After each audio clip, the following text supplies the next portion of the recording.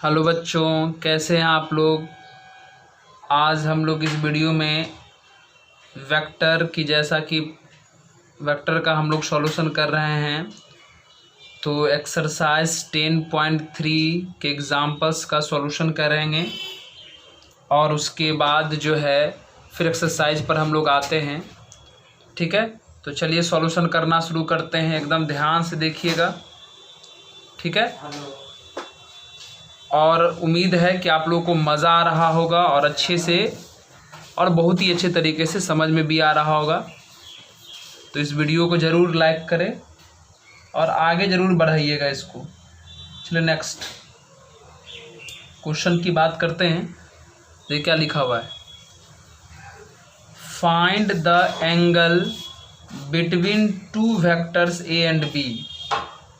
Vector A और vector B के बीच का एंगल निकालना है विथ मैग्नीट्यूड 1 और 2। मतलब वेक्टर ए का मैग्नीट्यूड 1 दिया है, वेक्टर बी का मैग्नीट्यूड 2 दिया हुआ है और ए डॉट बी का वैल्यू 1 दिया है। तो कहता है ए और बी के बीच का एंगल बताइए।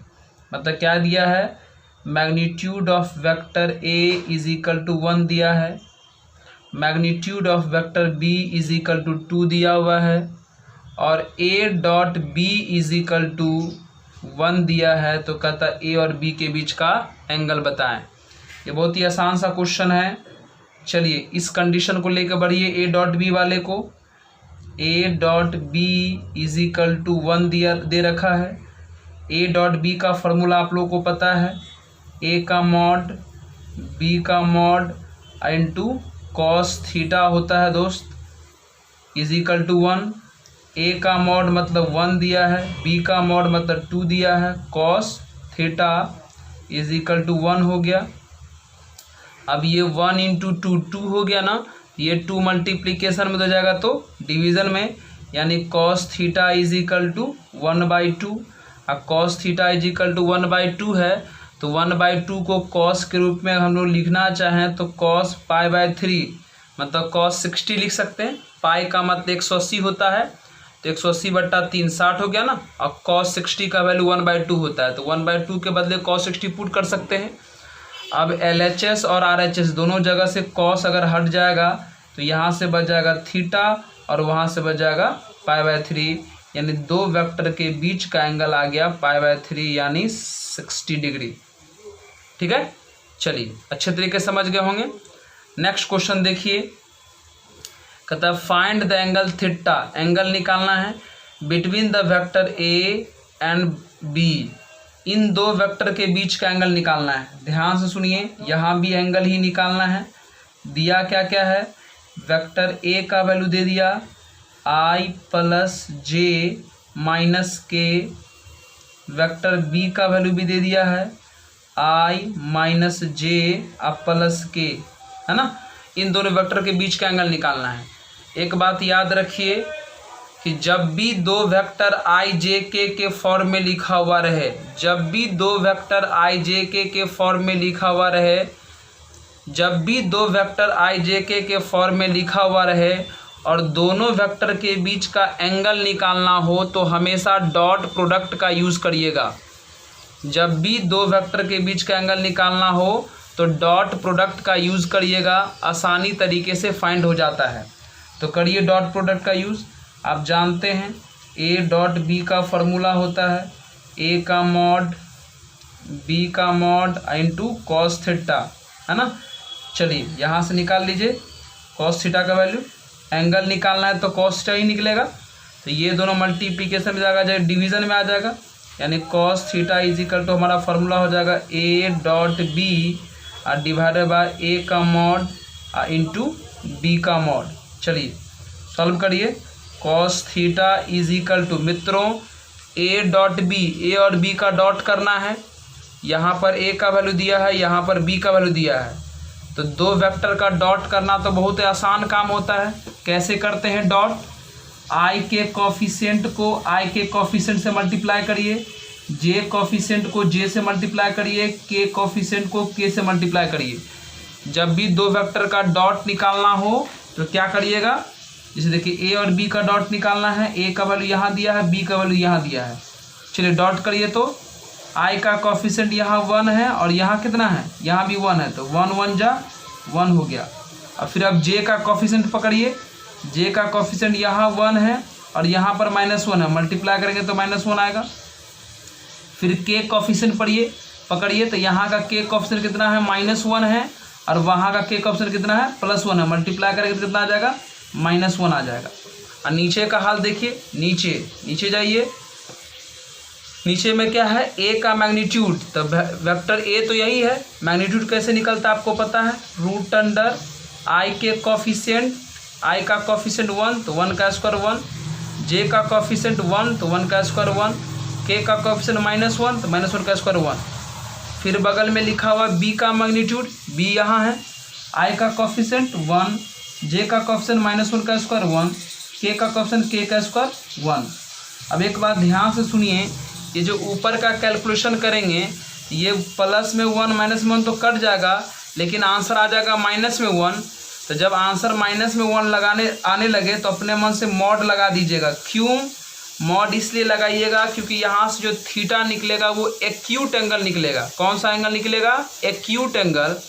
और एक्यूट एंगल का मतलब होता है 0 और 90 के बीच, और 0 और 90 के बीच जो है वो कॉस निगेटिव नहीं होता है, इसलिए हमने निगेटिव से बचने के लिए मॉड लगा दिया। समझ गए कि मॉड क्यों लगाएं, क्योंकि यहाँ जो एंगल निकलेगा वो एक्यूट एंगल निकलेगा, और एक्यूट एंगल 0 90 के बीच होता है, और 0 और 90 के बीच का मतलब फर्स्ट क्वाड्रेंट हुआ, और फर्स्ट क्वाड्रेंट में कॉस कभी भी निगेटिव नहीं होता है, इसलिए हमने मॉड लगा दिया। तो बताइए सॉल्व करेंगे तो कितना आएगा, ऊपर में -1 का मॉड 1 आ गया, और नीचे में ये √3 आ गया, ये भी √3 आ गया, तो √3/√3 कितना, ये √3 और ये भी √3, तो √3 × √3 कितना आ गया, 3 आ गया। अब cos थीटा में किस एंगल पर 1/3 होता है ये तो हमको नहीं पता है, इसलिए डायरेक्ट क्या करेंगे, यहाँ से थीटा निकाल लीजिए। थीटा निकालेंगे तो cos उधर जाके इन्वर्स लग जाएगा, यानी थीटा = आ जाएगा cos इन्वर्स 1/3 आंसर। समझ गए, यहाँ पर क्यू मॉड लगाया, पता चल गया ना, क्योंकि थीटा एक्यूट एंगल है और एक्यूट एंगल के लिए कॉस कभी भी निगेटिव नहीं होता, इसलिए है ना।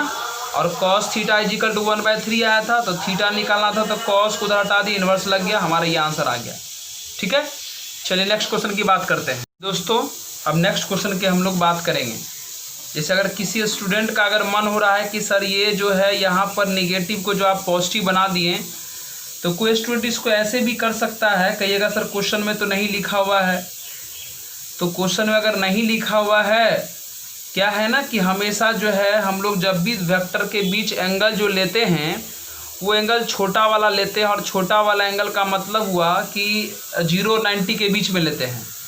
ठीक है, और अगर मान लीजिए अगर आपको दिक्कत हो रहा है तो कोई दिक्कत नहीं, यहाँ से जो cos थीटा आएगा, हम यहाँ दोबारा सॉल्व कर देते हैं। देखिए ब्लैक कलर से, ये अगर आप मॉड नहीं लगाते तो ये -1 आता ऊपर में, मॉड नहीं लगाते तो ऊपर में -1 आता, और नीचे में कितना आता, ये भी √3 और ये भी √3, तो √3 × √3 कितना हो जाता, 3 हो जाता। तब हमारा यहाँ से थीटा हो जाता cos इन्वर्स -1/3। ठीक है, याद रखिए दोस्तों, ये जो एंगल है आंसर आया वो एक्यूट एंगल के लिए आया, और ये जो आंसर आया या वह ऑब्ट्यूज एंगल के लिए आया। ये आंसर एक्यूट एंगल के लिए है और ये आंसर ऑब्ट्यूज एंगल के लिए है। ठीक है, खुश रहिए। चलिए नेक्स्ट क्वेश्चन की बात करते हैं। देखिए हमारे पास एक अगला क्वेश्चन है, क्या दिया है, अच्छा सा क्वेश्चन है, बात करते हैं इस क्वेश्चन की। क्वेश्चन में a का वैल्यू दिया हुआ है, a = 5i - j, क्या दिया है देख लीजिए, जो दिया है हम a का वैल्यू लिख लेते हैं। वेक्टर a = दिया है 5i - j -3 के। वेक्टर b = दिया है i + 3j -5 के दिया हुआ है। तब क्वेश्चन में करा है कि then show that the vector a + b, proof करना है कि a + b और a - b जो है वो परपेंडिकुलर है। परपेंडिकुलर प्रूफ करना है कि a + b और a - b जो है वो परपेंडिकुलर है। तो कैसे परपेंडिकुलर प्रूफ होगा, तो परपेंडिकुलर प्रूफ करने के लिए आप सबसे पहले a + b और a - b निकाल लीजिए, यही ना, a + b और a - b को परपेंडिकुलर प्रूफ करना है। तो पहले आप इन दोनों को फाइंड कर ले, a - b और a + b फाइंड कर लें, निकालिए। तो चलिए सबसे पहले ए प्लस बी निकालिए। ए प्लस बी का मतलब हुआ इन दोनों वेक्टर को ऐड करना, तो ऐड करिए 5i प्लस आई कितना हो गया 6i हो गया, माइनस जे प्लस 3j प्लस 2j हो गया, और -3 - 5 -8k हो गया। आ गया ए प्लस बी। और अगर a माइनस बी निकालना है तो निकालिए a माइनस बी। कैसे निकलेगा a माइनस बी? a में से b को माइनस करेंगे तो करिए, तो माइनस कैसे माइनस होगा? तो 5i में से i जाएगा तो 4i बचा, माइनस j में से 3j माइनस करेंगे तो -4j हो जाएगा, फिर -3j में से -5j के सॉरी -3k में से -5k जाएगा तो +2k आ गया ना। a माइनस बी और a प्लस बी आ गया है। अब इन्हीं दोनों को जो है परपेंडिकुलर प्रूफ करना है, इन्हीं दोनों को परपेंडिकुलर प्रूफ करना है। तो परपेंडिकुलर प्रूफ करने का सबसे सिंपल तरीका है कि a प्लस बी और a माइनस बी का डॉट निकाल के देखिए, a प्लस बी और a माइनस बी का डॉट निकाल के देखिए। अगर डॉट प्रोडक्ट 0 के बराबर आ गया तो समझ जाइएगा कि दोनों वेक्टर जो है परपेंडिकुलर है ना। तो चलिए a का वैल्यू a प्लस बी का वैल्यू कितना दिया है 6i plus 2j minus 8k, और a माइनस बी का वैल्यू कितना दिया है 4i माइनस 4j अब प्लस 2k। डॉट निकाल के देखते हैं। तो डॉट कैसे निकालते हैं? i वाला को i के साथ तो 24 हो गया, j को j के साथ तो -8 हो गया, और k को k के साथ तो कितना आ गया -16 हो गया। ये 24 और -24 कितना आ गया 0 आ गया। इसका मतलब जब भी डॉट प्रोडक्ट 0, इसका मतलब ये हो गया कि a plus B perpendicular to a minus B proof हो गया है ना। इस तरीके से जो आप इन दोनों को प्रूफ बना सकते हैं। बहुत ही सिंपल क्वेश्चन था। हमने a प्लस बी और a माइनस बी निकाल के दोनों का डॉट किया तो देखा 0 आ गया। इसका मतलब दोनों वेक्टर जो है परपेंडिकुलर हो गया। ठीक है, चलिए नेक्स्ट क्वेश्चन की बात हम लोग करते हैं। यहाँ देखिए नेक्स्ट क्वेश्चन क्या लिखा हुआ है। कहता है find the projection of vector a। Vector a का वैल्यू कितना दिया है 2i plus 3j plus 2k, और वेक्टर b का वैल्यू क्या दिया हुआ है i plus 2j plus k, है ना। क्वेश्चन में करा कि find the projection of the vector a on the vector b। मतलब a का प्रोजेक्शन b पर निकालना है ना। तो therefore projection of vector a on vector b। a का प्रोजेक्शन b पर निकालना है। फॉर्मूला समझ लीजिए, a का प्रोजेक्शन b पर निकालना है तो पहले दोनों का डॉट किया जाता है। a का प्रोजेक्शन b पर निकालना है तो पहले दोनों का डॉट किया जाता है। किसके ऊपर निकालना है? b पर ना। जिसके ऊपर निकालना हो उसके मैग्नीट्यूड से डिवाइड कर दिया जाता है। समझ लीजिए हमारी बात को। a का प्रोजेक्शन b पर निकालना है तो पहले दोनों का डॉट करते हैं। किसके ऊपर निकालना है? b पर, तो b के मैग्नीट्यूड से डिवाइड कर देंगे। अब तो आप लोग को आसानी हो गया। a डॉट b, a और b का डॉट करना है। डॉट करना तो बड़ा आसान काम है। i वाले को i के साथ, तो यहाँ पर 2 है और यहाँ पर +1 है तो ये +2 हो गया मल्टीप्लाई करने पर। यहाँ पर 3 है, यहाँ पर 2 है, मल्टीप्लाई करेंगे तो 6 हो जाएगा। डॉट निकालने हैं, dot a dot b। i को i से किए, फिर j को j से कर दिए, k को k से, तो यहाँ 2 है और यहाँ पर 1 है तो +2 हो गया। और डिवाइडेड बाय मैग्नीट्यूड का मतलब रूट अंडर, किसका मैग्नीट्यूड चाहिए? b का। तो b का वैल्यू यहाँ है ना, तो b i के कॉफिशिएंट 1 का स्क्वायर 1, j का कॉफिशिएंट 2 का स्क्वायर 4, k का कॉफिशिएंट 1 का स्क्वायर 1। तो भाई दोस्तों कितना हो गया? ऊपर में आ गया 6 2 8 2 10, नीचे में ऊपर में 10 और नीचे में आ गया √6 यूनिट आंसर, है ना। इस तरीके से जो है प्रोजेक्शन आ गया।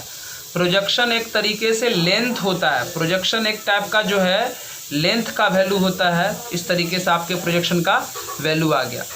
चलिए नेक्स्ट क्वेश्चन की बात करते हैं हम लोग। यहाँ ये क्वेश्चन में क्या दिया है, कहता है फाइंड a माइनस बी का मैग्नीट्यूड, a माइनस बी का मैग्नीट्यूड फाइंड करना है if two vectors a and b are such that. अभी बहुत कुछ दिया है क्वेश्चन में, देख लीजिए दिया क्या क्या है। a का मैग्नीट्यूड दिया है 2, b का मैग्नीट्यूड दिया है 3 और a डॉट b का जो वैल्यू है वो 4 दिया हुआ है। ठीक है, अब फाइंड क्या करना है, magnitude of a minus B, magnitude of a minus B का वैल्यू फाइंड करना है।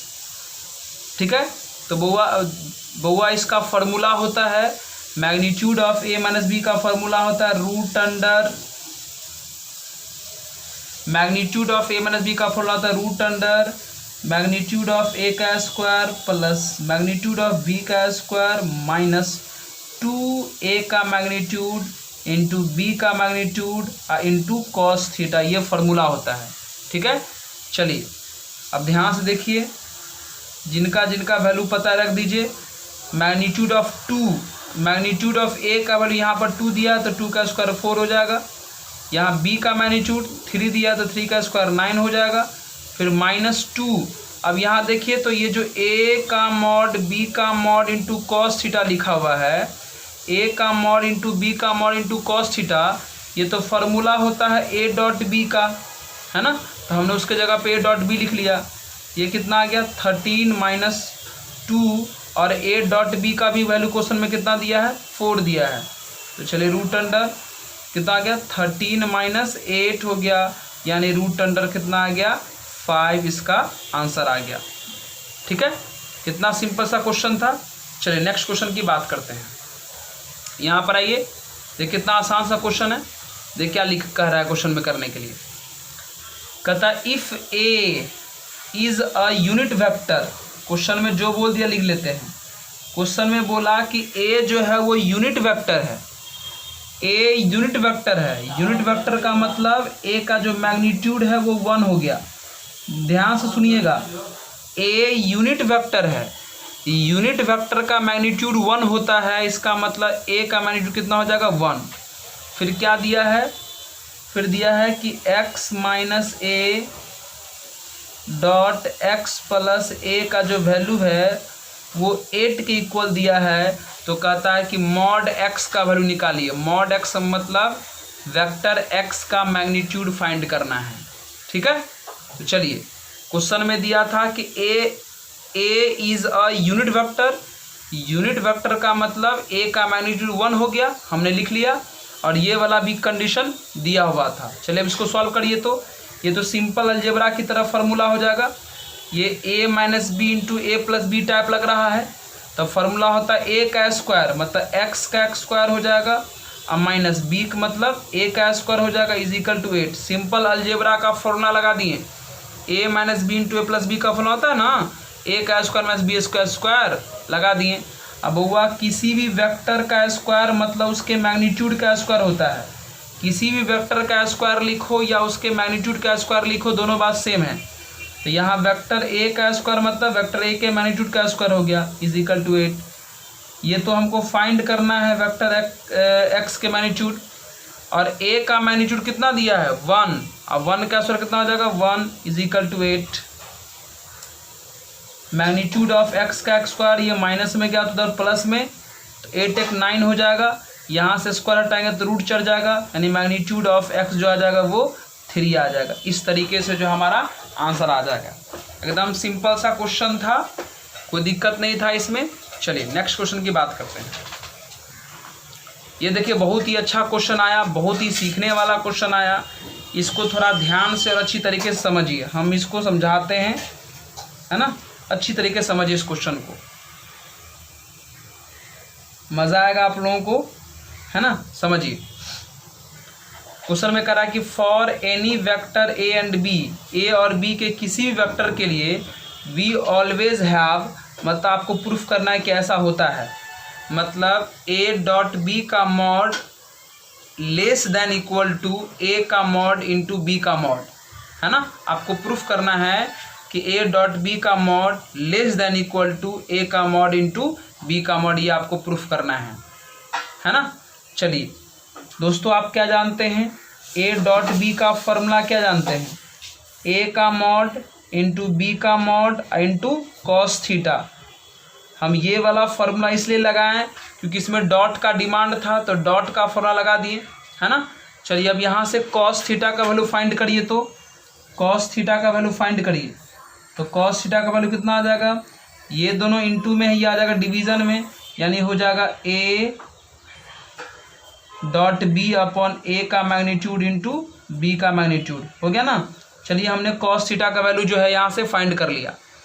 अब थोड़ा होल्ड करिए, अब एक नई बात सोचिए, यहाँ पर नई बात क्या सोचिएगा, ये कॉस थीटा का वैल्यू फाइंड कर लिए ना, और आप लोग ट्रिगो में जानते होंगे कि कॉस थीटा का value, we know that, trigo में आप लोग जानते हैं कि कॉस थीटा का जो वैल्यू होता है वो -1 और +1 के बीच में होता है। आप जानते हैं कि कॉस थीटा का जो वैल्यू होता है वो -1 और +1 के बीच में होता है। और आप लोग एक बेसिक कंसेप्ट और जानते होंगे, इसी -1 से +1 तक को लिखने का दूसरा तरीका यह भी है, ध्यान से देखिए कैसे लिखा जाएगा, है ना।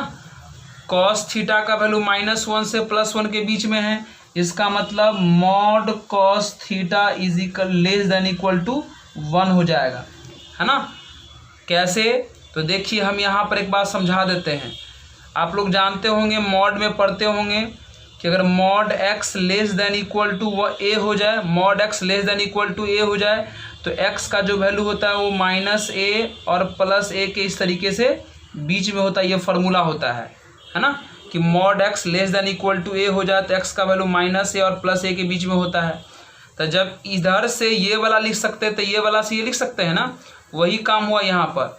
अगर कॉस थीटा का वैल्यू -1 से +1 के बीच में है, इसका मतलब कॉस थीटा का मॉड क्या हो जाएगा, लेस देन इक्वल टू 1 होगा। एक बार और समझ लीजिए, यहाँ पर हम थोड़ा आपको समझा देते हैं, समझिए यहाँ पर अच्छी तरीके से। मॉड x अगर लेस देन इक्वल टू 5 है, इसका मतलब x का जो वैल्यू होगा वो -5 और +5 के बीच में होगा, इस तरीके का फॉर्मूला होता है। मॉड x का वैल्यू अगर लेस देन इक्वल टू 6 है, यानी x का जो वैल्यू होगा वो -6 और +6 के बीच में इस तरीके से होगा, है ना। समझिए, तो -6 से +6 के बीच में है, मतलब mod x less than equal to 6 है। -5 से +5 के बीच में, इसका मतलब mod x less than equal to 5 है। ठीक उसी प्रकार यहाँ पर -1 से +1 के बीच अगर कॉस थीटा है, इसका मतलब कॉस थीटा का mod less than equal to 1 होगा, ठीक है ना। अब कॉस थीटा का वैल्यू पुट कर दीजिए, देखिए कॉस थीटा का वैल्यू ये नहीं निकाले थे आप, यहाँ से निकाले थे ना, कॉस थीटा का वैल्यू पुट कर दीजिए। मॉड लगा हुआ था a dot B upon A का मॉड, अब बी का mod whole less than equal to 1।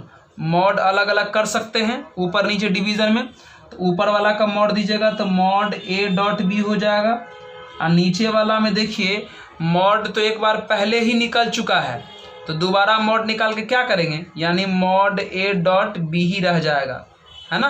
और less than equal to 1 by cross multiply कर दीजिए, तो बाय क्रॉस मल्टीप्लाई करिएगा तो mod a dot B less than equal to mod of a into mod of b हो जाएगा। क्या देखो, ये तो प्रूफ करना था, नहीं समझे आप लोग, कुछ नहीं किए, यहाँ तक अच्छी तरीके समझ गए होंगे। कॉस थीटा का वैल्यू यहाँ जो पी था हमने यहाँ पे रख दिया, है ना। होल मॉड लगा हुआ था तो हमने मॉड लगा दिया। फिर मॉड डिवीज़न में अलग अलग कर सकते हैं, मतलब ऊपर वाला कोई मॉड दे सकता है, नीचे वाला कोई मॉड दे सकते हैं।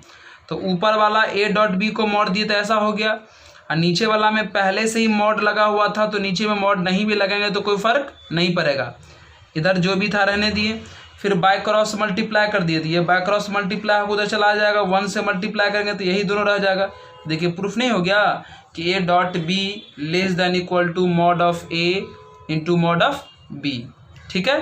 कोई दिक्कत तो नहीं होना चाहिए इसमें, कुछ नहीं कि यहाँ से दिक्कत हो रहा होगा शायद आप लोगों को। तो कॉस थीटा का वैल्यू यहाँ जो निकाले थे ना, ये देख रहे कॉस थीटा का वैल्यू, यही कॉस थीटा का वैल्यू यहाँ पर पुट कर दिए, और फिर ऊपर नीचे मॉड अलग अलग कर दिए। ऊपर वाला का मॉड देंगे तो ऐसा हो जाएगा, नीचे में मॉड ऑलरेडी लगा हुआ था तो हमने ऐसे के जैसे छोड़ दिया।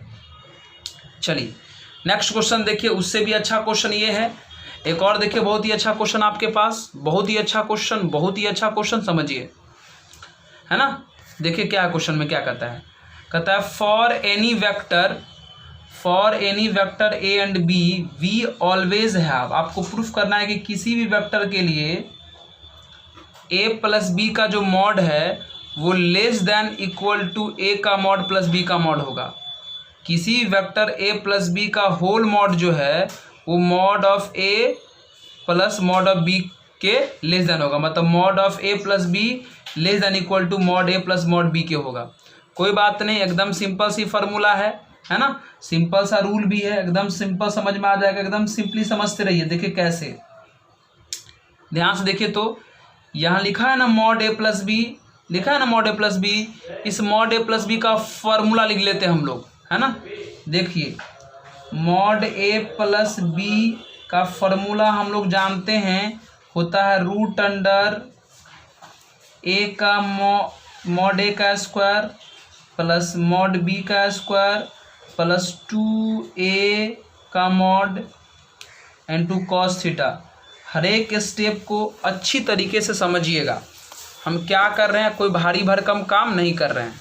ऐसा करते हैं, यहाँ पर रूट दिख रहा है तो रूट को हटाने के लिए दोनों तरफ स्क्वायर कर देते हैं। अगर इधर स्क्वायर करेंगे तो मॉड ए प्लस बी का होल स्क्वायर हो जाएगा, इधर स्क्वायर करेंगे तो रूट खत्म, यानी मॉड ए का स्क्वायर प्लस मॉड बी का स्क्वायर अब प्लस 2। और दोस्तों इसको देखिए तो ये जो लिखा हुआ है ए का मॉड इंटू बी का मॉड इंटू कॉस थीटा, ए का मॉड इंटू बी का मॉड इंटू कॉस थीटा, इसको डायरेक्ट हम लोग फार्मूला में ए डॉट बी लिख सकते हैं, क्योंकि वो तो ए डॉट बी का फार्मूला होता है। ए डॉट बी का फार्मूला होता है ना, ए का मॉड इंटू बी का मॉड इंटू कॉस थीटा, तो हमने इसके जगह पे ए डॉट बी लिख दिया। अब फिर ध्यान से और अच्छी तरीके से समझिए, बहुत ही अच्छा कंसेप्ट आ गया अब हमारे पास, बहुत ही अच्छा कंसेप्ट आ गया हमारे पास। समझिए, हम यहाँ इस सर्कुलर पार्ट में जो आपको करके दिखाते हैं, चलिए हम यहाँ करके दिखाएंगे आपको, यहाँ पर करके दिखाते हैं। बहुत ही अच्छा कंसेप्ट है। आप लोग पढ़े होंगे कि x और मॉड x जो है, तो x जो होता है वो मॉड x से लेस देन और इक्वल होता है, मतलब x लेस देन और इक्वल मॉड x। यानी जैसे ही किसी नंबर में मॉड लगाते हैं तो मॉड जो होता है वो इस नंबर से बड़ा हो जाता है या इक्वल होता है। जैसे y है या मॉड y है, तो जैसे ही y में मॉड लगाइएगा तो ये मॉड वाला जो नंबर है वो इससे क्या हो जाएगा, बड़ा या बराबर हो जाएगा, है ना। मतलब आपका जो y है वो इससे छोटा हो गया और यह जो है इससे बड़ा हो गया।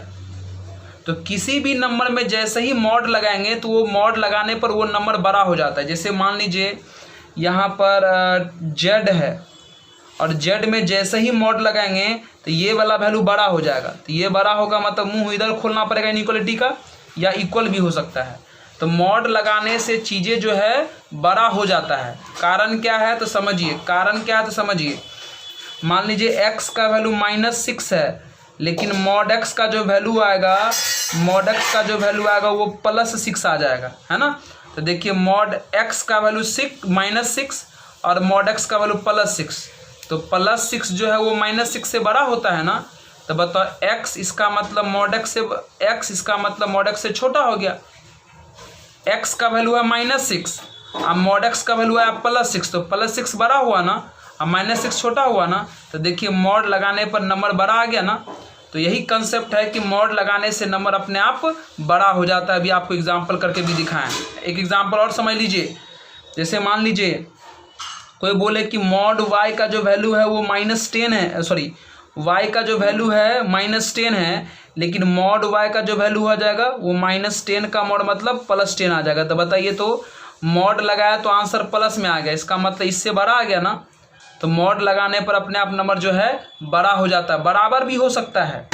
बराबर कैसे होगा तो समझिए, अगर मान लीजिए y का वैल्यू प्लस में 5 है तो मॉड y निकालेंगे तो +5 का मॉड तो +5 होगा। इसका मतलब क्या हुआ, बराबर भी हो सकता है। तो मॉड लगाने पर नंबर या तो बड़ा हो सकता है या बराबर हो सकता है, कभी भी छोटा नहीं होगा। तो सुनिए, जब मॉड लगाने पर नंबर बड़ा हो सकता है, तो अब यहाँ ध्यान से सुनिए, तो इसका मतलब क्या हुआ मित्रों, अच्छी तरीके से समझिए। इसका मतलब है कि मॉड ए प्लस बी, यहाँ पर कुछ नहीं लिखते हम, यहाँ पर अभी नहीं लिखे, तो मॉड ए का स्क्वायर प्लस मॉड बी का स्क्वायर अब प्लस 2, ऐसा करते इसमें मॉड लगा देते हैं, इसमें मॉड लगा देते हैं। अगर इसमें मॉड लगा देंगे तो 2 mod of A dot B हो जाएगा, है ना। 2 का मॉड करेंगे तो 2 ही आएगा, इसलिए 2 को बाहर भी लिखे तो कोई दिक्कत नहीं। तो बताओ यहाँ पर मॉड लगा दिए ना, अभी ना आपको पता चला कि मॉड जैसे ही लगाएंगे तो मॉड जिधर लगता है उधर का पलड़ा भारी हो जाता है, मतलब बड़ा हो जाता है। इसका मतलब ये लेस देन इक्वल हो गया। मॉड यहाँ पर लग गया ना, इसका मतलब इधर का वैल्यू जो है बड़ा हो गया। जब एक टर्म बड़ा हो जाएगा तो पूरा का पूरा टर्म इससे बड़ा हो जाएगा। तो मॉड लगने से चीज़ें बड़ा हो जाता है, जैसे मॉड लगा इससे चीज़ें वाला बड़ा हो गया। अब थोड़ा सॉल्व करिए आगे, तो स्क्वायर लगा होता है मॉड ए प्लस बी का whole square less than equal to mod A का स्क्वायर प्लस मॉड बी का स्क्वायर, यहाँ पे स्क्वायर छूट गया था, और ये कितना हो जाएगा 2, इसको अलग अलग मॉड ए और डॉट मॉड बी लिख सकते हैं ना। अब ध्यान से देखिए तो मॉड ए प्लस बी का होल स्क्वायर हो गया ये, और आप गौर से देखिए, आप अच्छी तरीके से इसको देखो गौर से, तो ये फॉर्मूला हो गया ए प्लस बी का होल स्क्वायर। किसका ए प्लस बी का whole square? Mod A plus mod B का होल स्क्वायर हो गया ये, है ना। दोनों तरफ से स्क्वायर हटा दीजिए, स्क्वायर हटाइएगा तो यहाँ से बचेगा ए प्लस बी का mod less than equal to mod A plus mod B. देखिए यही चीज़ तो हमको प्रूफ करना था, हमने आपको प्रूफ कर दिया, कोई बात नहीं। यहाँ पर देखिए स्क्वायर छूट गया था हमारा, स्क्वायर लगा दिए बाद में, है ना। तो जैसे ही किसी नंबर में मॉड लगाइएगा वो नंबर जो है बड़ा हो जाएगा। तो यहाँ पर मॉड पहले नहीं था, हमने मॉड लगा दिया, तो जैसे ही मॉड लगाएंगे इसका मतलब RHS में मॉड लगा दिए हैं, इसका मतलब RHS वाला पार्ट जो है वो LHS वाले से बड़ा हो जाएगा या इक्वल भी हो सकता है। बस इसी के आधार पे हमने आगे सॉल्व कर दिया। यहाँ ए डॉट बी है तो ए डॉट बी मॉड अलग अलग कर सकते हैं, मॉड ए इंटू मॉड बी कर सकते हैं, इसमें कोई फ़र्क है नहीं। तो समझे हमारी बात को, इस तरीके से जो आप प्रूफ कर सकते हैं, याद रखिएगा इन चीज़ों को। चलिए अब नेक्स्ट बात करेंगे हम लोग, अगला नेक्स्ट क्वेश्चन की बात करते हैं। ये वाला क्वेश्चन देखिए क्या है, देखिए हमारा क्वेश्चन क्या है। ये वाला कहता है सो दैट द पॉइंट्स, कुछ पॉइंट्स दिए हुए हैं आपके, कुछ पॉइंट्स ए पॉइंट दिए हैं -2i plus 3j plus 5k। एक पॉइंट बी दिया हुआ है i plus 2j plus 3k, और एक पॉइंट दिया हुआ है c 7i minus k। Question में कह रहा है कि प्रूफ करिए कि ये तीनों पॉइंट्स कोलिनियर हैं। कोलिनियर मतलब एक ही लाइन पर आपको प्रूफ करना है कि ये तीनों पॉइंट है ए बी और यहीं पर मान लेते सी, है ना।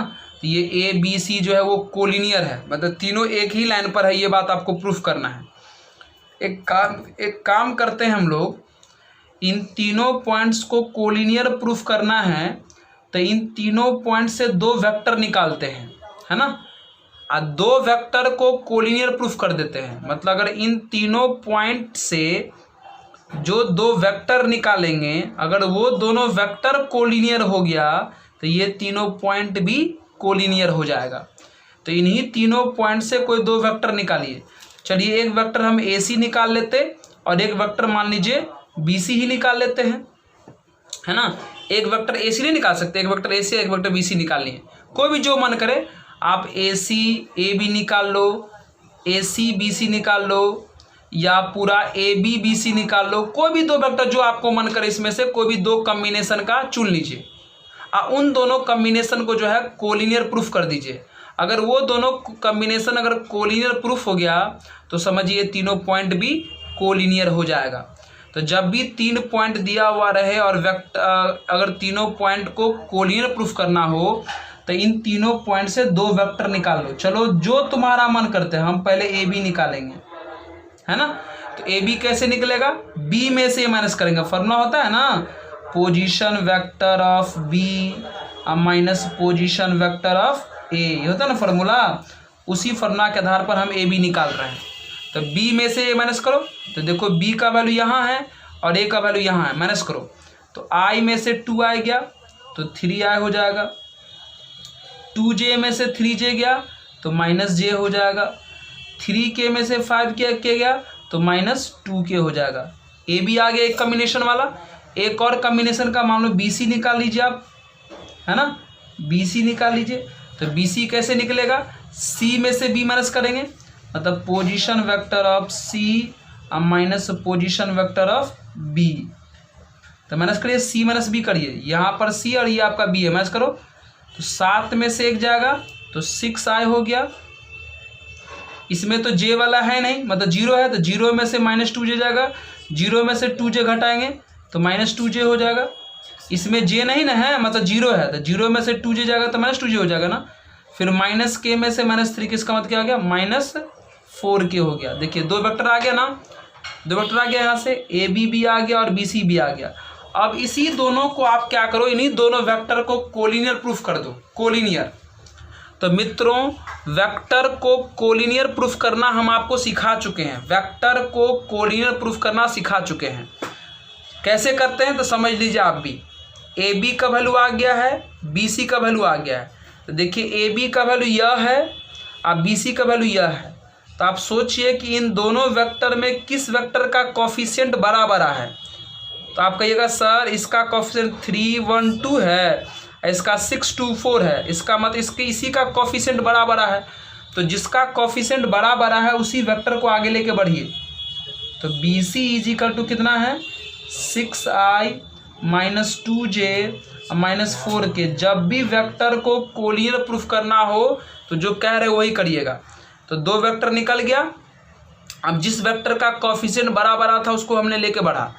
अब आप ध्यान से देखिए इसमें से क्या कॉमन कर सकते हैं, चाहें तो आप इसमें से 2 कॉमन कर सकते हैं। 2 कॉमन करेंगे तो यहाँ से आ जाएगा 3i minus j minus 2k आ जाएगा ना। चलिए अब देखिए ये 2 और ध्यान से देखिए 3i minus j minus 2k यहाँ भी है, 3i minus j minus 2k। तो 3i minus j minus 2k, 3i minus j minus 2k actual में किसके इक्वल है, वेक्टर ए बी के इक्वल है। तो यहाँ पर हम लोग वेक्टर ए बी जो है पुट कर सकते हैं। इसका मतलब क्या हुआ कि B C is equal to 2 into vector A B आ गया ना। और हम आपको कई बार बोले हैं कि जब 2 वेक्टर में से अगर किसी एक वेक्टर में किसी नंबर से मल्टीप्लाई करने पर अगर दूसरे वेक्टर के बराबर आ जाए तो समझ जाइए कि आपका वो दोनों वेक्टर जो है वो कोलिनियर है।